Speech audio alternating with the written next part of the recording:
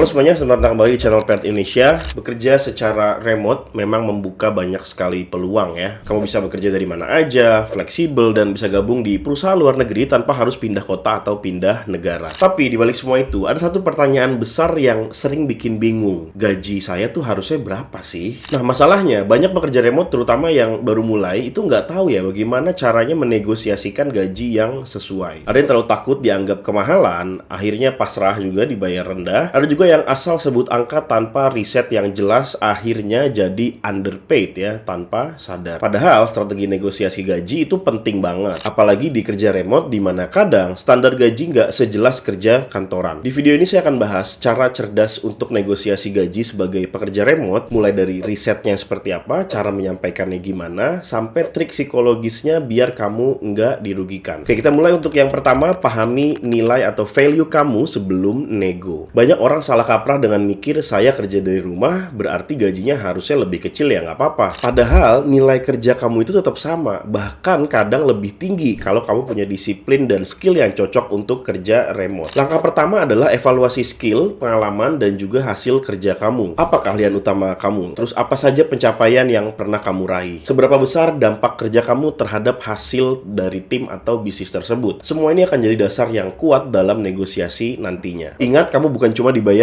untuk jam kerja, tapi juga value yang kamu bawa ke meja kerja dan juga ke perusahaannya pastinya ya. Oke, cara yang kedua adalah lakukan riset gaji secara spesifik. Salah satu kesalahan terbesar saat negosiasi gaji adalah datang tanpa data. Jangan asal tebak angka, lakukan riset gaji berdasarkan industri dan posisi kamu, kemudian juga level pengalaman, wilayah atau lokasi perusahaan, terutama kalau perusahaannya di luar negeri. Yang ketiga, model kerja remote-nya ya, apakah itu full time, freelance, atau misalnya kontrak, atau bahkan part time juga, gitu juga bisa ya. Gunakan situs-situs seperti Glassdoor, Payscale, dan juga Remote OK untuk cari tahu standar gaji yang sesuai. Kalau bisa, cari juga info dari komunitas atau forum profesional di bidang kamu. Semakin spesifik riset kamu, maka semakin kuat posisi kamu saat negosiasi ya. Kamu bisa bilang, dari riset saya, posisi seperti ini di perusahaan serupa biasanya dihargai di angka sekian gitu ya gajinya. Dan itu jauh lebih meyakinkan daripada sekedar bilang saya berharap bisa dapat segini gitu ya. Itu kayak kurang banget gitu. Oke, kita masuk ke poin yang ketiga, yaitu jangan takut menyebut angka, tapi pahami strateginya. Banyak orang yang takut nyebut angka karena khawatir ketinggian atau ditolak. Tapi kalau kamu nggak kasih angka sama sekali, kamu kehilangan kontrol atas arah negosiasinya. Misalnya kamu bilang gini ya, berdasarkan riset saya dan pengalaman saya sebelumnya, saya rasa kisaran yang sesuai untuk posisi ini adalah antara 12 juta sampai 15 juta per bulan gitu misalnya ya. Menyebut rentang seperti itu memberi kamu ruang negosiasi dan tetap menunjukkan bahwa kamu itu fleksibel. Tapi pastikan rentang itu masuk akal dan juga nggak terlalu lebar gitu ya. Kayak 5 juta sampai 100 juta itu kan terlalu lebar gitu. Kalau perusahaan duluan yang tanya berapa ekspektasi gaji kamu, jangan dijawab dengan terserah perusahaan ya. Itu tanda kamu nggak siap. Lebih baik kamu jawab dengan saya sudah riset dan berdasarkan pengalaman saya, ekspektasi saya ada di kisaran sekian dan sekian juta gitu ya. Misalnya kalau dalam rupiah, tergantung tanggung jawab dan benefit lainnya. Oke, kita masuk ke poin yang keempat, yaitu pertimbangkan benefit selain gaji pokok. Kadang perusahaan remote itu punya keterbatasan dalam gaji pokok, tapi bisa memberikan kompensasi lain yang nilainya juga nggak kalah besar. Misalnya, waktu kerja yang fleksibel, terus tunjangan alat kerja seperti laptop, internet, atau disewain coworking space gitu ya. Terus ada juga bonus berdasarkan performa, mungkin ada juga equity atau kepemilikan saham, mungkin ada juga program pengembangan skill atau pelatihan ya, atau training